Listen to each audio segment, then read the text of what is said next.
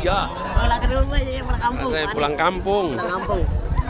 Jadi saya senang sekali siang ini bisa kembali ke Kampung Akuarium menghadiri pernikahan yang resepsinya pertama kali diselenggarakan di Gedung Serbaguna yang dibangun di Kampung Akuarium ini. Jadi ketika Pak Topas, Ketua RT, mengirimkan undangannya, kita komunikasi terus saya bilang insya Allah saya akan datang. Jadi senang saya senang sekali bahwa bangunan ini sekarang sudah makin hari makin mendekati penuntasan. Mudah-mudahan segera tuntas. Amin. Biar semua warga yang sekarang masih belum masuk bisa masuk. Karena baru sebagian nih yang selesai. Mudah-mudahan akan dipercepat oleh Pemprov. Amin. Dan Amin. semuanya amin yang pernah. Mereka sudah sangat sabar menunggu. Dan biarkan kebahagiaan kecil seperti ini dirasakan oleh rakyat kecil. Memang saya sering sampaikan kan, tugas negara itu adalah melindungi dan melindungi semua, memberikan perasaan aman, nyaman, tenang bagi rakyatnya. Terutama siapa? Terutama rakyat kecil.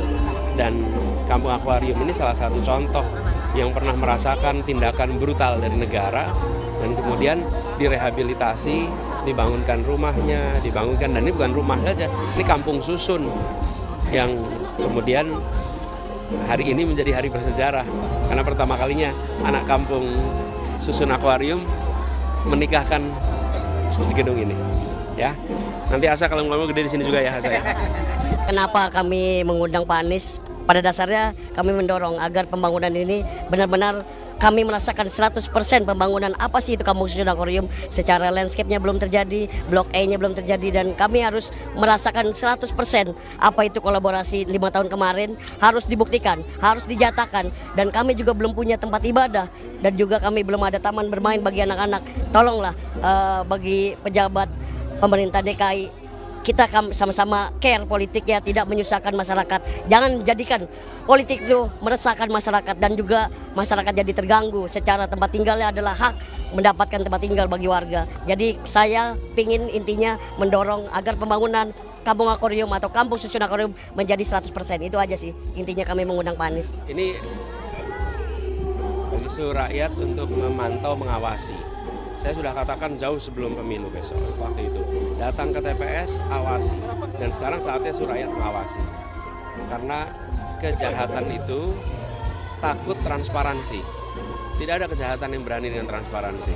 Nah karena itu saya berharap teman-teman media, masyarakat terus pantau. Agar ada jujur.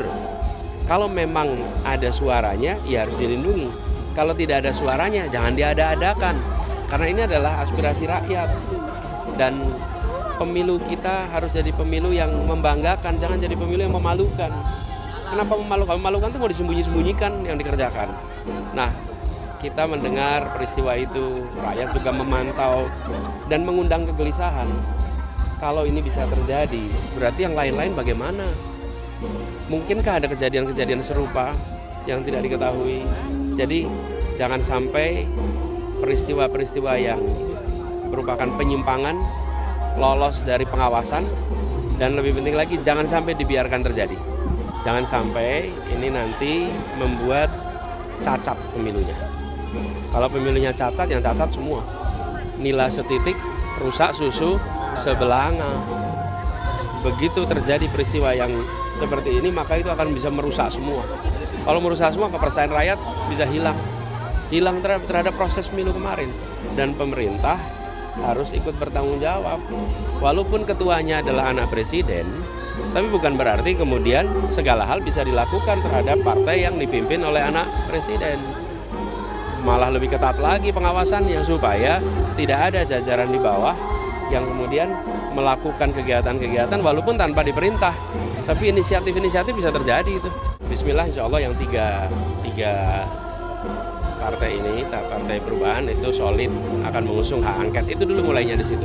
Toh kita masih menunggu sampai hasil pemilu semuanya selesai. Kan kita belum selesai ini penghitungannya.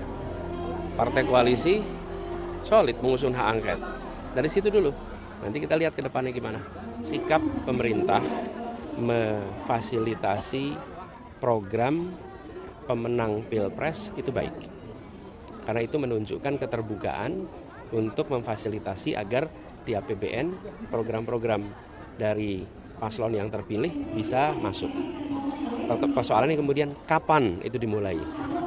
Pemerintah mulai membuka diri kepada pemenang setelah KPU menetapkan. Sebelum KPU menetapkan, pertanyaannya dasar hukumnya apa? Ketika pemerintah merapatkan rencana sebuah paslon, dasar hukumnya apa? Negara itu kan bergerak menggunakan aturan hukum, bukan? Ketika sudah ada surat keputusan KPU nomor X, Y, Z, tanggal sekian, tahun sekian, ditetapkan pasangan A, B, C, D menjadi pemenang, itu menjadi dasar untuk pemerintah mengakomodasi. Tapi kalau belum ada keputusan, lalu apa dasarnya? Justru pertanyaan justru itu. Jadi sikap keterbukaannya baik. Baik, jangan sampai saya pernah ngalamin terpilih jadi gubernur, lalu gubernur yang sebelumnya nggak membuka diri untuk dialog, untuk diskusi, sehingga transisi berjalan dengan baik. Transisi yang baik itu diperlukan dalam demokrasi. Tapi kapan proses transisi dimulai? Setelah ada ketetapan yang memiliki kekuatan hukum dari KPU baru itu dimulai. Kalau sekarang belum ada.